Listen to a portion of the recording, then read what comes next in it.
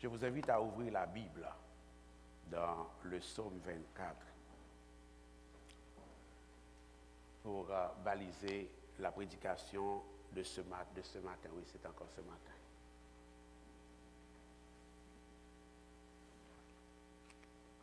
Il est déjà -5. L'heure est bonne au fond. Je ne crois pas ni à ma montre ni à l'horloge. Oh!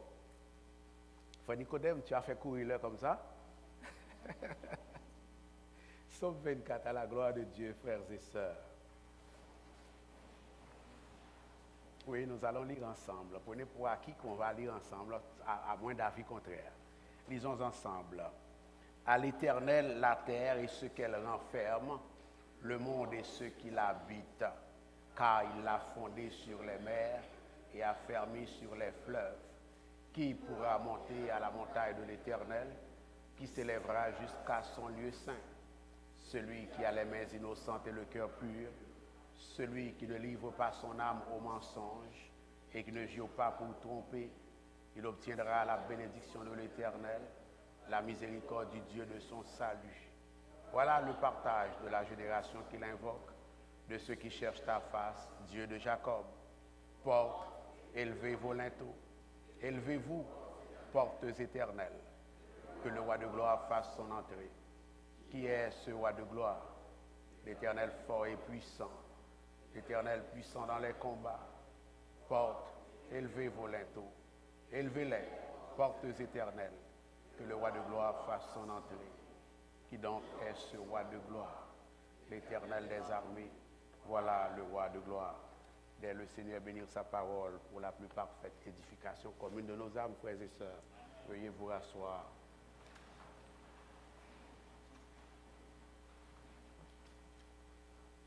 Nous avons un roi. Nous avons un roi, frères et sœurs, mes bien-aimés. Tel est le titre du message de ce jour-ci, de ce dimanche 20 novembre du Seigneur. Nous l'avions chanté tout à l'heure avec nos choristes et notre dirigeante de culte. Nous avons un roi. Nous sommes devant un psaume de louange, un psaume de bénédiction, un psaume d'honneur, un psaume de gloire. Ce psaume, c'est le souvenir partiel d'une de ces batailles que le roi David a remportées, frères et sœurs.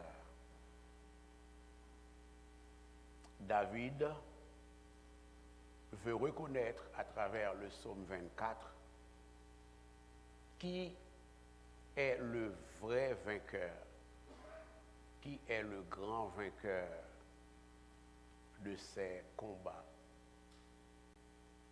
qu'il a gagnés. Il veut reconnaître que le vrai vainqueur de ces combats-là, ce n'est pas la chair et le sang. Ce n'est pas un homme, ce n'est pas Israël, ce n'est pas son équipe. Il veut reconnaître que ces victoires sont dues à la main forte, à la puissance, au pouvoir et à la fidélité du roi de gloire, en l'occurrence, l'Éternel des armées.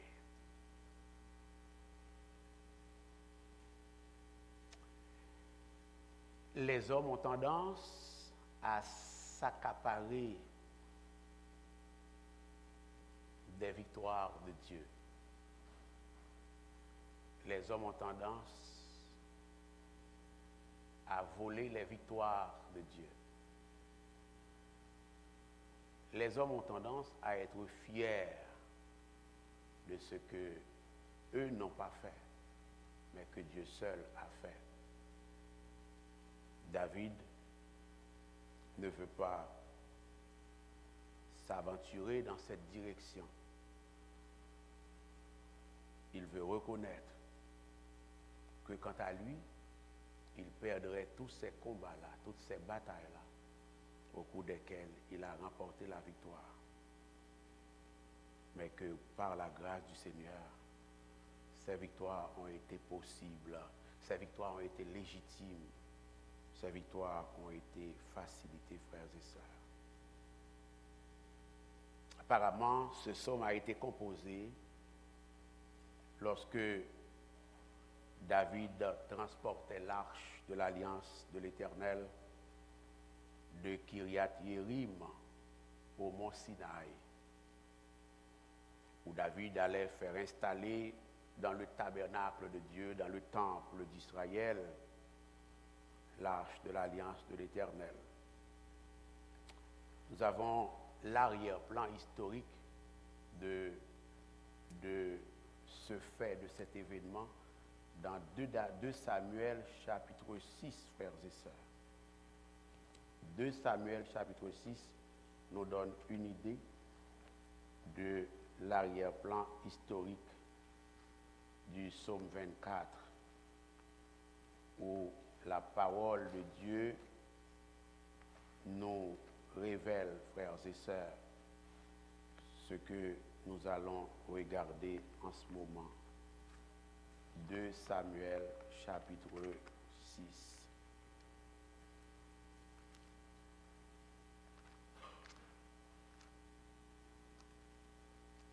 Dans 2 Samuel 6,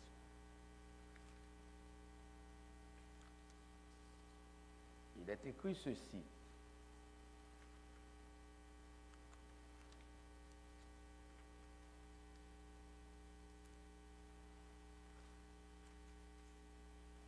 On vint dire au roi David, l'Éternel a béni la maison d'Obed-Édom, verset 12, jusque verset 14. On vint dire à David, l'Éternel a béni la maison d'Obed-Édom et tout ce qui est à lui, à cause de l'arche de Dieu. Et David se mit en route, et il fit monter l'arche de Dieu depuis la maison d'Obed-Édom jusqu'à la cité de David, donc la Jérusalem, au milieu des réjouissances. Quand ceux qui portaient l'arche de l'Éternel eurent fait 6 pas, on sacrifia un bœuf et un veau gras. David dansait de toute sa force devant l'Éternel, et il était ceint d'un éphod de fin lin, frères et sœurs. Et dans la foulée, le psaume 24 commence par une confession de foi. Le psaume 24 commence par une confession de foi solennelle du psalmiste, voulant que notre Dieu est le Créateur, le Maître et le Roi, frères et sœurs, mes bien-aimés.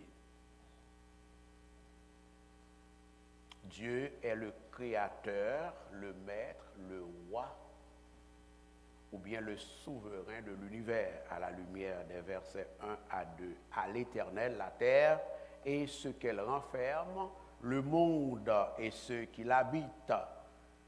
Pourquoi à l'Éternel la terre et ce qu'elle renferme, le monde et ceux qui l'habitent? Eh bien, parce qu'il l'a fondé. Il l'a fondé sur les mers. Il l'a fondé sur les mers et a fermé sur les fleuves. Au terme de ces affirmations bibliques, frères et sœurs, mes bien-aimés, la création dans son ensemble relève de l'autorité, de la souveraineté et de la propriété absolue de notre Dieu. Et cela dans tous les domaines, à tous les niveaux.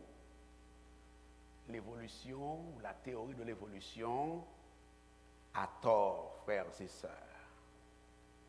Autrement dit, le monde entier appartient à l'Éternel parce que c'est l'Éternel qui l'a fondé.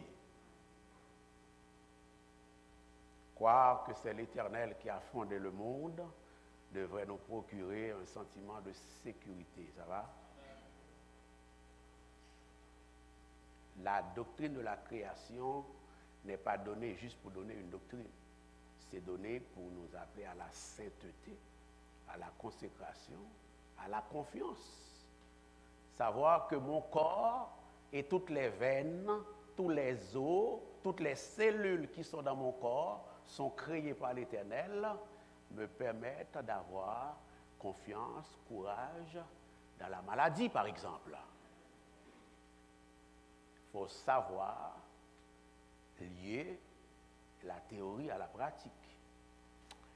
Nous y reviendrons probablement. Refermons la parenthèse. La terre appartient à Dieu parce que c'est Dieu qui l'a créée, frères et sœurs.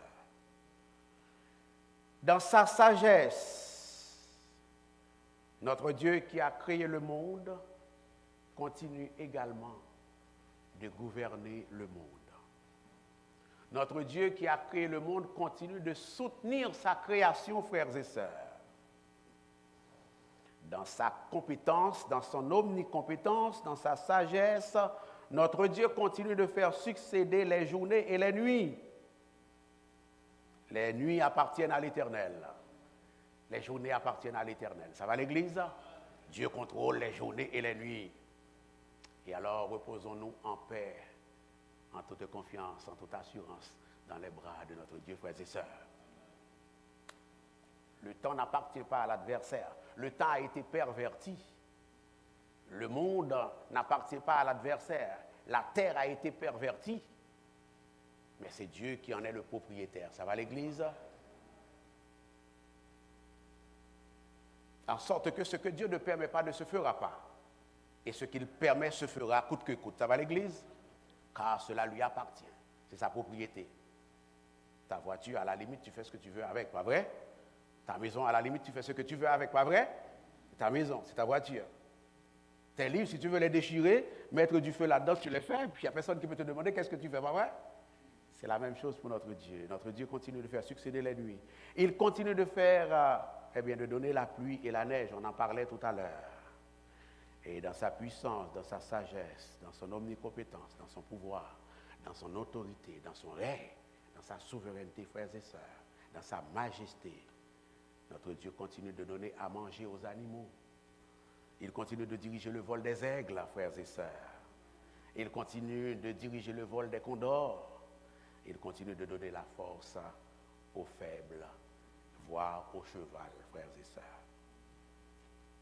C'est ce qu'on appelle la providence de Dieu. Parler du Dieu qui a créé, parler du Dieu souverain, du Dieu roi de l'univers, dans le contexte de la royauté universelle de Dieu, eh bien, c'est aussi parler de la providence de Dieu.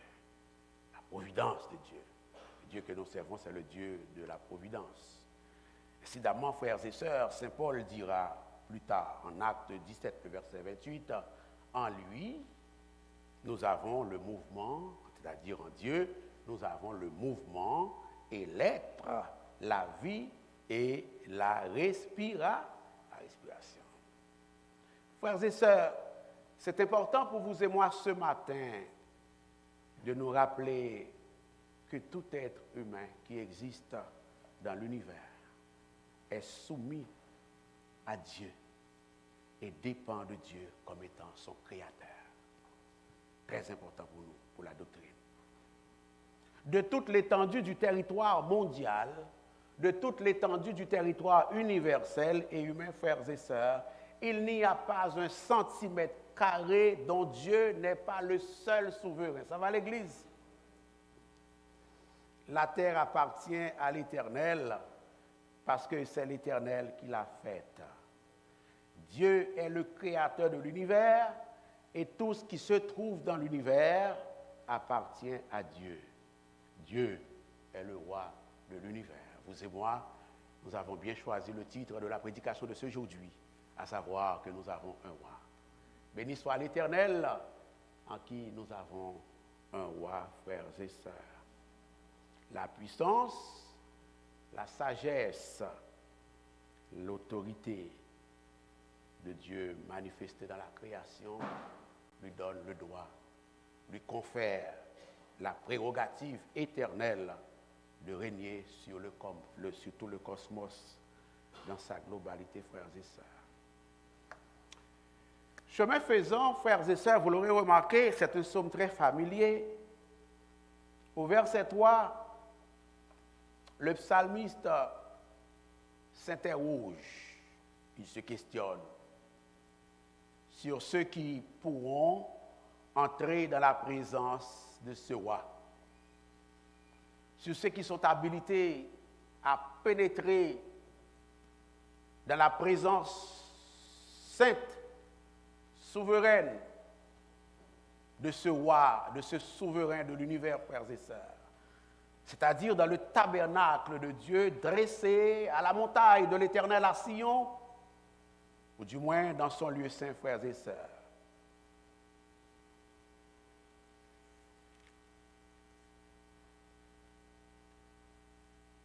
Verset 3. Qui pourra monter à la montagne de l'Éternel?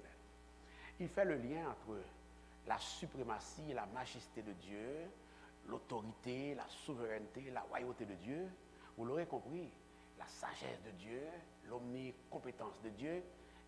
Il fait le lien entre tous ces attributs-là et la sainteté de Dieu. Est-ce qu'on est là? Parce que parler d'un attribut de Dieu revient à parler de tous les autres attributs de Dieu. Les attributs de Dieu s'imbriquent les uns dans les autres. On m'a connaît ensemble. Est-ce que l'Église comprend cela? C'est la raison pour laquelle il se demande maintenant qui pourra monter à la montagne de ce roi? Qui peut accéder à la présence de ce roi? Qui s'élèvera jusqu'à son lieu saint même ce matin? Qui s'élèvera jusqu'au lieu saint de l'Éternel? Qui? C'est-tu toi? C'est-tu moi? C'est-tu lui? Qui pourra monter à la montagne de l'Éternel ce matin? Qui a le privilège et entre guillemets le droit, parce qu'en réalité ça ne sera jamais un droit, mais le privilège d'accéder à la présence de Dieu, au trône de Dieu ce matin? De quoi cela dépend-il? Est-ce que ça dépend de ma beauté? Est-ce que ça dépend de mes relations? Est-ce que ça dépend de mes avoirs? Est-ce que ça dépend de ma carrière, de mon ancienneté, de ma jeunesse? Qui pourra, même l'oratoire matin, on va pas l'avoir, qui pourra monter à la montagne de l'Éternel? Qui pourra s'élever jusqu'à son lieu saint? Puisque à l'Éternel, la terre est ce qu'elle renferme. Puisque à l'Éternel, le monde est ce qu'il habite. Qui donc peut accéder au trône de Dieu ce matin?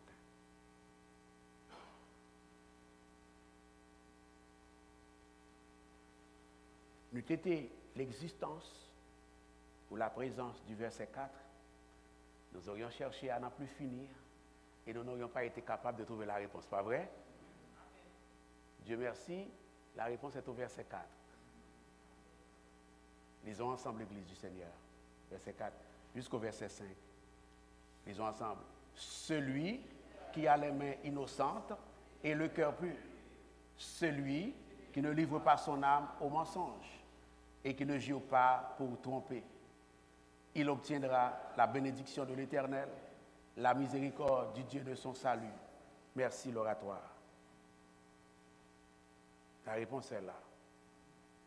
La réponse ne vient pas de vous. La réponse ne vient pas de Sergo. La réponse ne vient pas des anciens. La réponse vient de l'Éternel des armées, lui-même. C'est Dieu qui fixe les modalités, les normes et les modalités d'accès à sa présence. Dieu merci. Si c'était un homme qui devait fixer les conditions d'accès à la présence de Dieu, vous et moi, nous serions faits. Pas vrai, frères et sœurs? Mais c'est Dieu, le juste juge, le saint, Lui seul connaît les normes d'accès à sa présence. Celui qui a les mains innocentes et le cœur pur. Celui qui ne livre pas son âme au mensonge. Apparemment, David reprend la réponse traditionnelle, la réponse de la tradition, la réponse des sacrificateurs, suivant les prescriptions du Lévitique.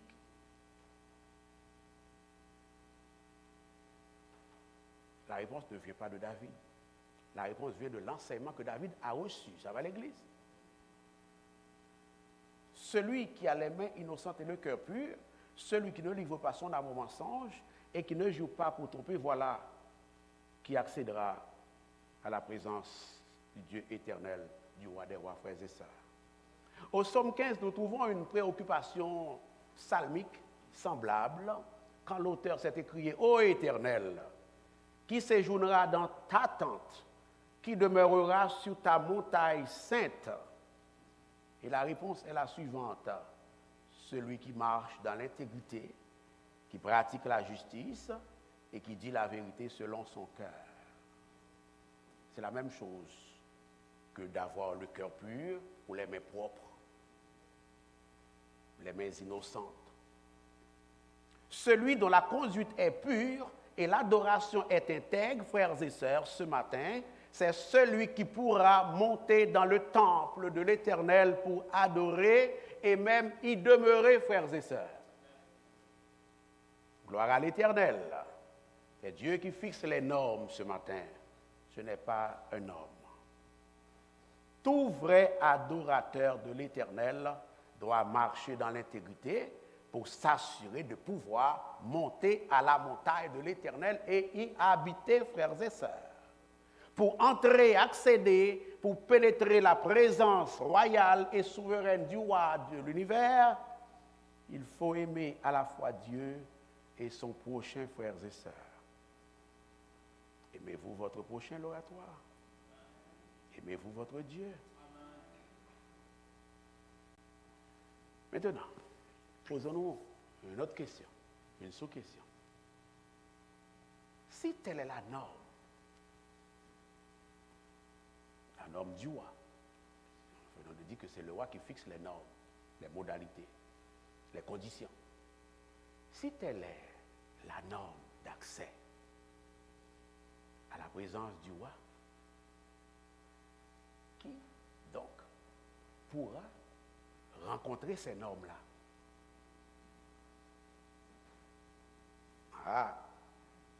Qui est éligible pour rencontrer ces normes-là?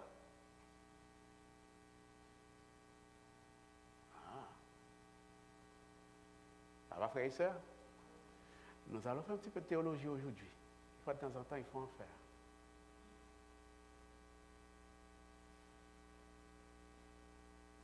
Parce que la sainteté de Dieu est parfaite. Est-ce qu'on est là?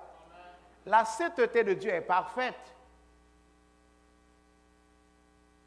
Donc, si je ne suis pas parfaitement aux mains propres, si je ne suis pas parfaitement au cœur pur, je ne pourrai pas accéder. Est-ce qu'on est là? Il peut arriver les 3/4 de la journée, j'ai été aux mains propres, j'ai été au cœur pur. Ou toute la semaine, puis j'ai manqué 2 heures, 1 heure. Est-ce qu'on est là? Donc je suis mal pris. Parce qu'il est question de perfection ici, frères et sœurs.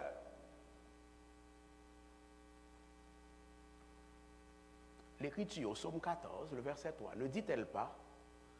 Tous sont égarés, tous sont pervertis, y compris Sergo. Est-ce que l'Église est là? Tous sont pervertis. Moi, j'aime ça. Tous. Tous. Quelle qu'en soit la couleur de peau, quelle qu'en soit la culture, quelle qu'en soit l'origine, quelle qu'en soit la taille, quelle qu'en soit la beauté, quelle qu'en soit les avoirs, tous sont pervertis, tous sont égaux.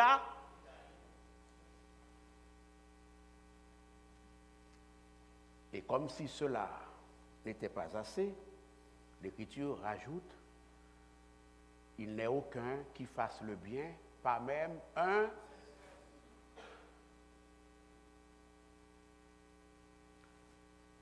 C'est pas vrai que c'était vrai au temps où le psalmiste écrivait, puis qu'aujourd'hui c'est plus vrai. Ça demeure vrai, la parole est éternelle. Est-ce que l'Église est là? Personne. Tous. Et Saint Paul dira plus tard, tous sont péchés et sont privés de la gloire de.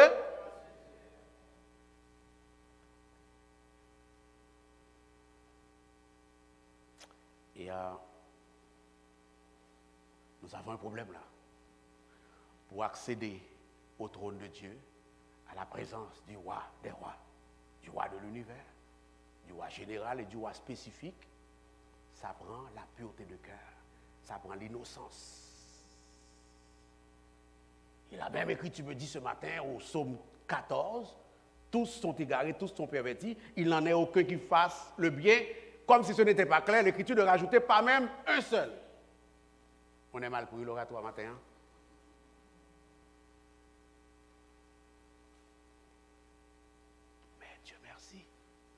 Le verset 5 est là pour nous éclairer, ça va?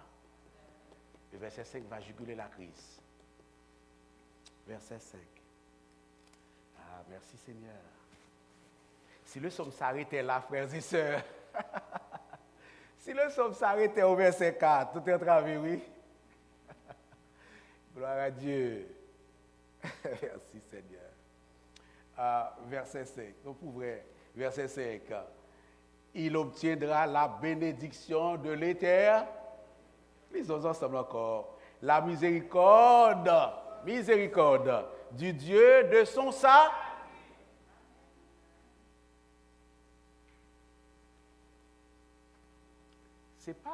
Ce n'est pas quand tu as fini d'accéder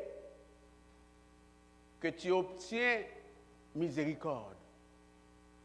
C'est que tu obtiens miséricorde d'abord. Tu obtiens le salut d'abord, tu obtiens la justification d'abord, et cette miséricorde, ce pardon, cette grâce, cette justification te permet d'accéder. Est-ce que l'Église est là? Dieu fixe les normes, les conditions d'accès à sa présence, à son trône, et c'est lui qui donne les moyens d'y parvenir. Est-ce que l'Église est là? Ce n'est point par les œuvres, comme dira plus tard l'apôtre Paul. La personne qui peut gravir la sainte montagne de Dieu a besoin d'un sauveur. Il a besoin d'un justificateur. Il a besoin du pardon de Dieu. Il a besoin de la grâce de Dieu. Il a besoin que ses péchés soient pardonnés, frères et sœurs. La personne n'est pas pardonnée, la personne n'est pas sauvée, la personne n'est pas justifiée par ses œuvres, par ses bonnes actions, frères et sœurs, mais par l'œuvre de Jésus-Christ. Ça va l'Église? C'est une bonne nouvelle ce matin, frère.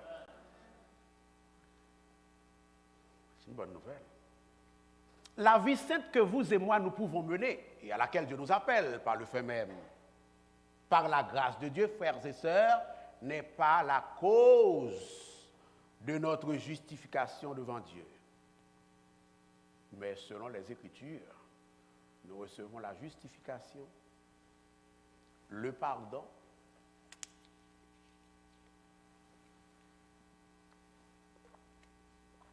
la vie éternelle comme un don gratuit de la part de notre Dieu. Nous les recevons, frères et sœurs, en vertu de l'alliance de grâce que Dieu a faite avec nous dans le sang de Jésus-Christ, son Fils bien-aimé, frères et sœurs.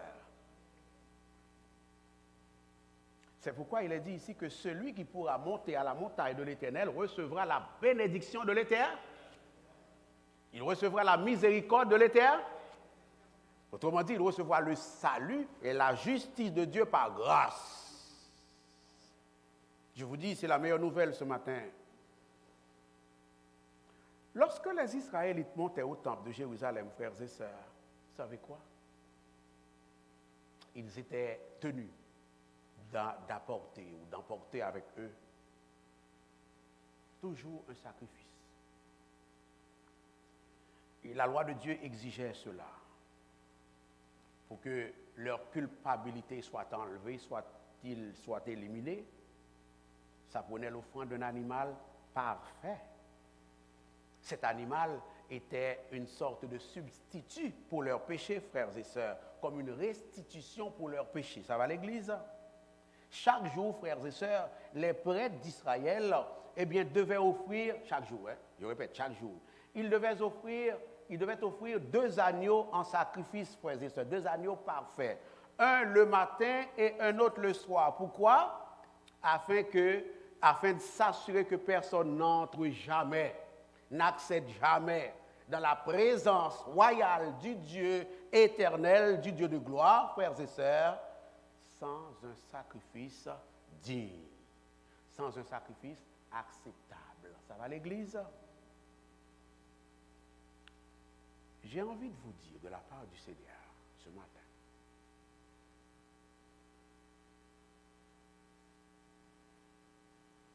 que les normes n'ont pas changé. Les normes n'ont pas changé, non? Contrairement à ce que plus de quoi. Les normes n'ont pas changé.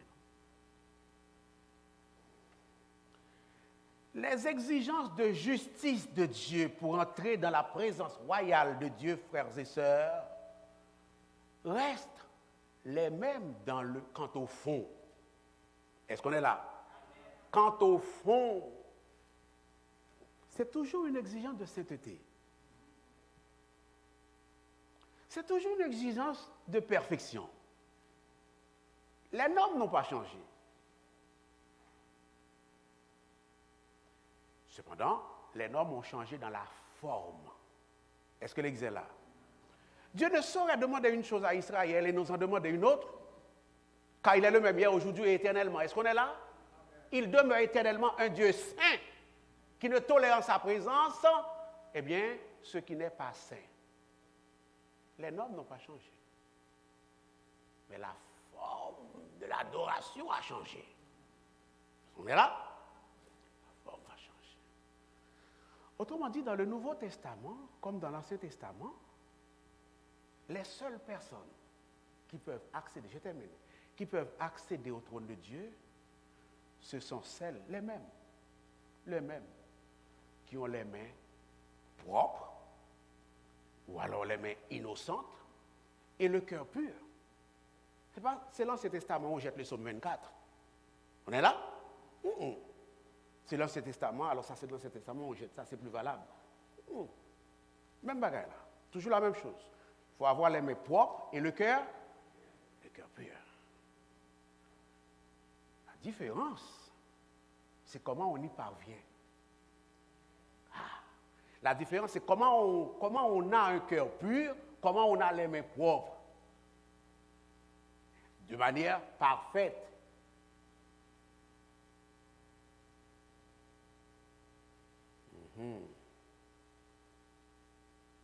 Mais je l'ai déjà dit, soit ce matin ou à d'autres moments, nous l'avons en Jésus-Christ. Si tu comprends, nous t'avons levé comme on dit Amen. Ces mains propres-là, ce cœur pur-là, nous l'avons en Jésus de Nazareth.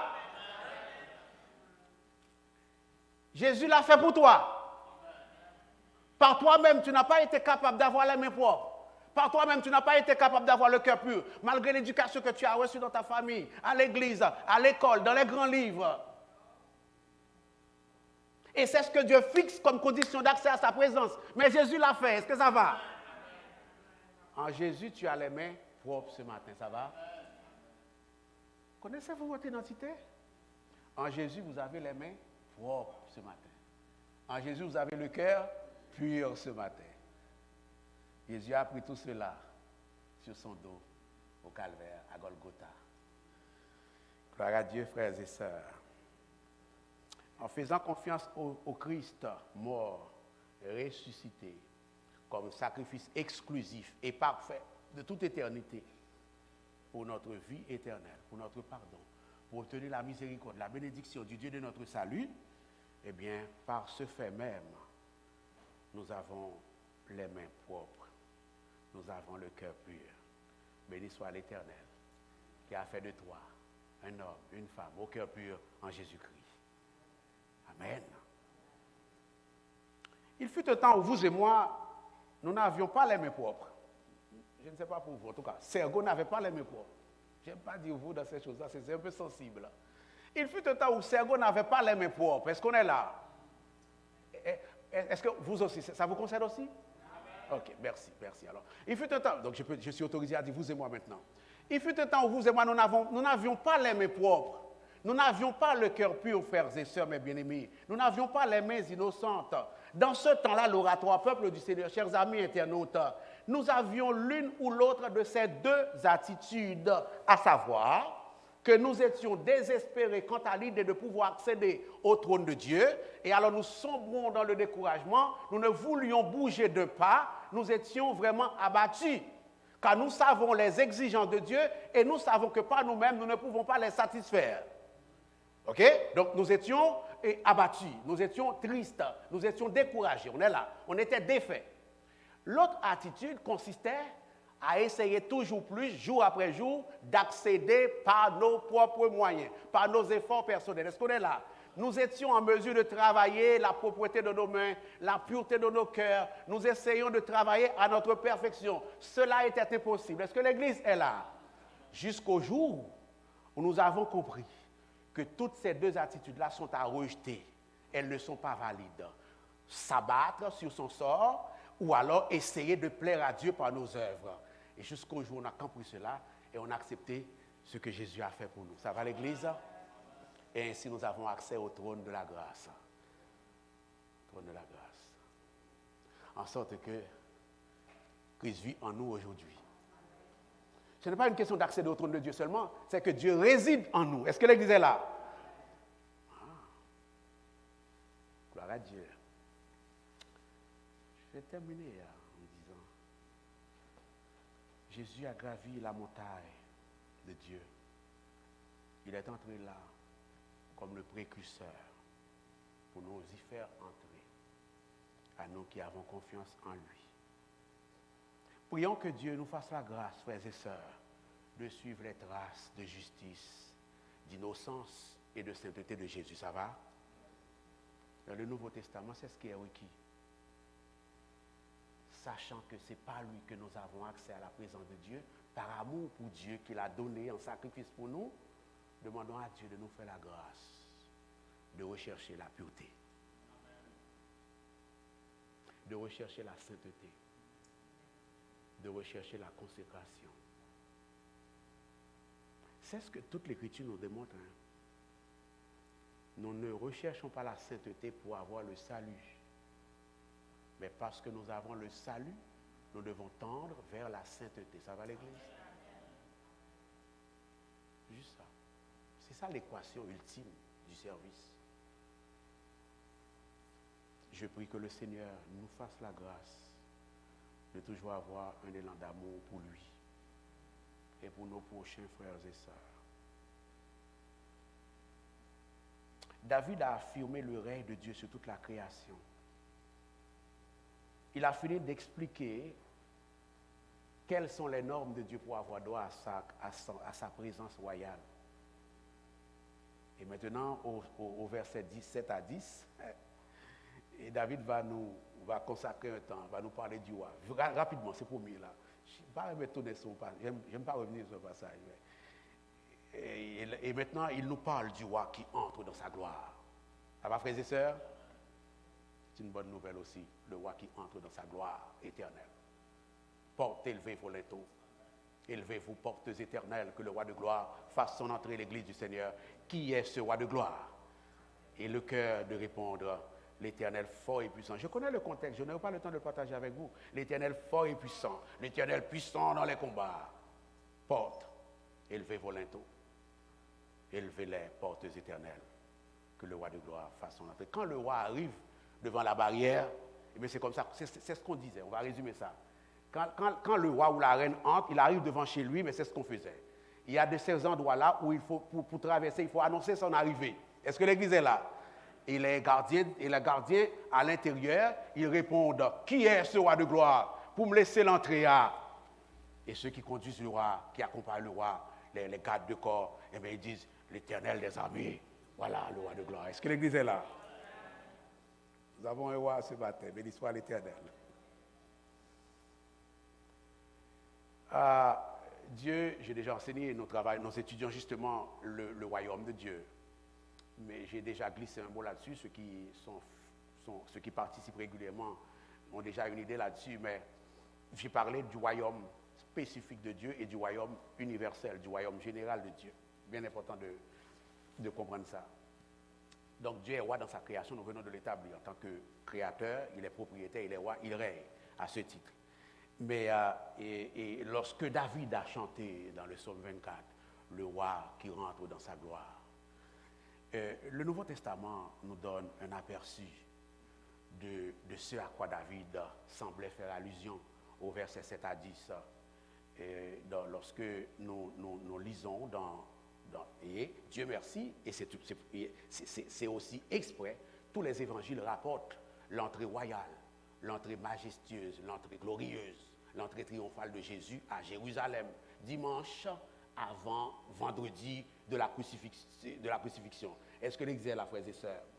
Et alors, nous voyons le Fils de Dieu, et l'Écriture dit, ils amenèrent ce qu'il avait envoyé chercher, un ânon. Ils amenèrent à Jésus l'ânon sur lequel ils jetèrent leurs vêtements. C'est ceux qui l'accompagnent. Et Jésus s'assit dessus, c'est-à-dire s'assit sur l'ânon, pardon. Beaucoup de gens, verset 8, étendirent leurs vêtements sur le chemin. C'était la tradition quand un roi rentrait. Et d'autres des branches qu'ils coupèrent dans les champs.